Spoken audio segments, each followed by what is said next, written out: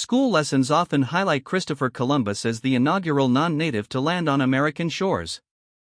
Yet, a startling discovery challenges this widely accepted notion. An Egyptian map, over 5,000 years old and remarkably outlining America, narrates an alternate historical account, potentially prompting a rewrite of history books. This video delves into the origins of this ancient map and questions how its creators managed to depict America with such precision. Join us as we unveil the artifact that suggests the pyramids predate our current understanding and explore the 5,000-year-old depiction of America unearthed in Egypt. Chapter 1: Unveiling the Mystery. You have probably never heard of the Naga culture and the mysterious Nubia egg, yet these two discoveries could change everything we have been taught about history. The Naga culture thrived between 400 and 300 BC in Egypt, even before the emergence of the pharaohs, making it one of the cradles of civilization for ancient Egypt. This period saw the emergence of early settlement patterns, achievements in crafts, and the establishment of trade networks, laying the cultural and political foundations of ancient Egypt. According to scholars, one of the most fascinating aspects of the Nagada way of life was the rich array of artifacts it yielded. These artifacts have been crucial in understanding the dynamics of Egyptian society, religion, and artistic works. Chapter 2: The Nubia Egg. The Nubia egg, however, is no ordinary artifact. Apart from its intricate craftsmanship, this singular egg has been at the center of a heated debate regarding the origin and timeline of ancient Egyptian civilization and the extent of the ancient Egyptians' knowledge of the Americas. British archaeologist Maleb Sil unearthed it in 1907, and it now resides in the Museum of Nubia in southern Egypt. Dating back approximately 7,000 years, the Nubia egg is an astonishing artifact that has miraculously survived the passage of time. It was discovered at an archaeological site linked to early settlers of the central Nile Valley, pioneers of civilization. The egg, originally an ostrich eggshell, is adorned with intricate designs that make it highly controversial. Among these patterns are three triangles on opposite sides, each marked with horizontal lines. Next to the triangles is a thin snake, and on the other side, a large globular etching. Many scholars believe the triangles symbolize pyramids, specifically the three major pyramids on the Giza Plateau: the Pyramid of Menkaure, the Pyramid of Khafre, and the Great Pyramid of Khufu. The snake is thought to represent the Nile River. Given that the Nubia egg was found in Lower Egypt, scholars have raised critical questions. If the egg dates back 7,000 years, yet modern belief holds that the pyramids are only 4,600 years old, how did this egg depict pyramids built thousands of years later? Could it be that the pyramids are actually much older than we have been told? Some theorists argue that the triangles are merely rudimentary depictions of mountains. However, the symmetry of the arcs and the horizontal lines suggest otherwise. The artist was likely not attempting to represent naturally occurring mountain ranges. Mountains do not have such clean, defined lines. Chapter 3: The Pyramids and Controversies. The science behind dating the pyramids further complicates the debate. Carbon-14 dating is unreliable for dating stone constructions and even hieroglyphics, as inscriptions could have been added long after the pyramids were built. There have long been criticisms of the conventional methods used to date the Giza pyramids, with some even alleging evidence forgery. One of the most controversial figures in this debate is Colonel Howard Weiss, who claimed to have discovered painted marks inside the relieving chambers of the Great Pyramid. Among these marks was the name of Khufu, which was then used to credit him with constructing the pyramid and subsequently dating it. However, some researchers speculate that Weiss may have fabricated these marks to secure his place in history. If this were true, it would raise serious doubts about the currently accepted dating of the pyramids. On the other hand, some experts argue that the pyramids are approximately 8,000 years old, pointing to astronomical alignments and geological evidence, such as weathering patterns, which suggest a much earlier construction date. This theory has been extensively explored by Dr. Robert Schoch, a geologist and professor at Boston University, who has analyzed the erosion patterns of the Sphinx and the pyramids, supporting the idea that these structures predate our current historical understanding. The mysteries surrounding ancient Egypt continue to challenge conventional history, and artifacts like the Nubia egg only deepen the intrigue. Could it be that our understanding of civilization's timeline is far from complete? His work on the Sphinx, which has guarded the Giza pyramids for thousands of years, centered on weathering patterns. Schock's curiosity about the age of the Sphinx was sparked when he observed distinct erosion patterns that did not seem to align with what one would expect from wind and sand. Wind and sand are important here because they are the main erosion agents in Egypt's climate.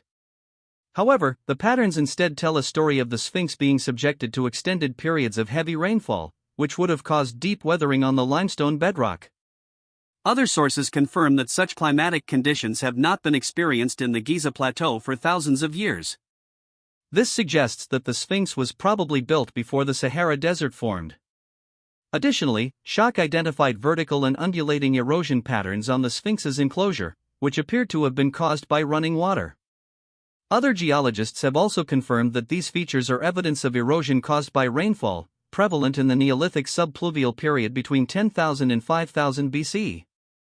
During this time, the Sahara had a wet climate that supported rivers and lakes, implying that the Sphinx and the Giza pyramids could have predated the dynastic Egyptian period. There are other writings that suggest older dates for the construction of the pyramids. One such source is the work of al-Masudi, an ancient Egyptian historian who argued that Pharaoh Khufu did not build the Great Pyramid. Instead, he ascribed its construction to a king named Suad. The twist in al-Masudi's claim is that he linked Suad to the biblical figure Enoch. According to al-Masudi, Suad was a wise ruler who foresaw a great flood and ordered the construction of the pyramid as a repository of knowledge and a warehouse of civilization's essence. This story aligns with pre-Islamic North African traditions, which worshipped celestial bodies and embedded them into religious and funerary practices. If true, it suggests that our current method of dating the pyramids could be little more than educated guesswork. There have also been questions about why the pyramids appear twice on the Nubia egg. Some scholars speculate that the representation was a seasonal or global convention depicting the pyramids and the Nile River in both the dry and wet seasons. This theory is supported by the fact that the Nile's depiction on the egg varies in width, possibly reflecting seasonal changes in the river's volume. If true, this means that while the Nubia egg does depict pyramids and a river, the design's inspiration might have been to illustrate the changing times of the year. Another intriguing feature on the egg is a set of concentric circles near the top, surrounding a small opening. Fans of the lost city of Atlantis may find this particularly interesting. Some scholars believe these circles resemble Plato's description of Atlantis from around 360 BC. In his writings, Plato described Atlantis as having alternating zones of sea and land, encircling one another, 2 of land and 3 of water, each perfectly proportioned. Could the Nubia egg be depicting not only Egypt but also Atlantis? If there is any geographical correlation, then perhaps the lost city was not as distant from Egypt as previously thought. This decorated egg, thousands of years old, might even aid in the search for Atlantis. If that discovery is shocking, wait until we explore paintings that could prove ancient Egyptians knew about the Americas long before Europeans began sailing the open seas. These paintings were found in a place that included maps of both the Old World and the American continent. The site of this discovery was in Hanes, referred to as Nin in ancient times. To understand the significance of this map's existence, it is essential to recognize that Hanes was a vibrant city in pre-dynastic Egypt, serving as the religious and political capital of Upper Egypt. The city has yielded many artifacts, but none as significant as the map-bearing painting. Trained observers immediately recognized that these paintings were more than mere decorations, they included recognizable outlines of continents. The accuracy of other geographic features was also remarkably high. A closer look at the paintings reveals the American continent. How could the ancient artists have known to include the American continent? The only logical explanation is that the civilization they belonged to either knew of America's existence or had direct contact with its native inhabitants. This suggests that transoceanic voyages occurred millennia before explorers like Christopher Columbus. Could the Egyptians have sent explorers across the Atlantic long before recorded history tells us they did? Did they engage in substantial interactions with civilizations in America? Apart from the map of America, the paintings also include highly accurate depictions of Europe, Asia, and Africa. Recognizable geographic features include the Nile River, the Mediterranean Sea, and the mountain ranges of Europe and Asia. This suggests that the mapmakers were either explorers themselves or had access to a vast database of geographical knowledge, possibly accumulated through international trade or explorations. The artistic style and techniques used in the paintings further amazed researchers, showcasing precision in natural pigments, line work, and attention to detail. However, the most remarkable achievement of these ancient cartographers is that they have made us rethink what we thought we knew about the first non-native people to set foot on American soil. Chapter 10: The Knife-Armed Man. In 2018, archaeologists announced the discovery of a 1,500-year-old skeleton of a man who had lived a tragic life. Now, it might seem morbid, but it's also a little romantic nonetheless. Scientists discovered signs of present-day heart conditions such as plaque and arteriosclerosis in the hearts inside the urns. Only one heart showed no signs of disease. Now, this is probably among the weirdest ways we deal with grief and death. This unique find not only sheds light on the burial practices and health of the aristocracy of the time but also offers a rare opportunity for modern medicine to study historical diseases. The practice of heart burial, separating the heart from the body, underscores the importance of the heart as a symbol of love, valor, and the essence of the deceased. These preserved hearts serve as a tangible connection to the past, allowing us to feel a sense of intimacy with those long gone. The meticulous care taken in preserving these organs highlights the reverence for the dead and the desire to keep them remembered, demonstrating the universal and timeless nature of human grief and remembrance. Chapter 5: Tower of Skulls. The Aztecs are one of the greatest civilizations in history, however, they are also among the most ferocious. Did you know the Aztecs created a Tower of Skulls in one of their territories? Yes, you heard that right. This morbid creation, known as the Tower of Skulls, was part of the Aztec capital of Tenochtitlan. Initially believed to be only a decent-sized structure, recent excavations revealed otherwise. It turned out that the tower was much larger than previously thought, with a diameter of 16.4 feet and containing over 600 skulls, including those of women and children alongside warriors. Now, what did these people do to become part of this horrifying tower? Well, just like the Inca, the Aztecs also engaged in human sacrificial rituals, and those unfortunate souls who were chosen probably became part of the tower. In fact, 600 is a relatively small number after all. The Aztecs kept 20,000 prisoners of war during the dedication of the new temple in 1487, and there might be more bizarre skull and bone arrangements within the temple. Again, while we may view this tower as something gruesome, people at the time believed that its construction was absolutely necessary. This tower was meant to keep the gods alive, preventing the destruction of the universe. Chapter 4: Ghost in a Tablet. It seems that humanity's fear of the paranormal can be traced back as far as 3,500 years ago. Within the collections of the British Museum is a small tablet that contains a rather eerie engraving. At first glance, the tablet appears to depict a figure of a woman, but when examined under specific lighting, something else reveals itself: a ghost. This seemingly ordinary tablet actually shows a ghost being led to the afterlife by a woman. But what does this mean? Experts discovered that this tablet is part of an exorcism ritual.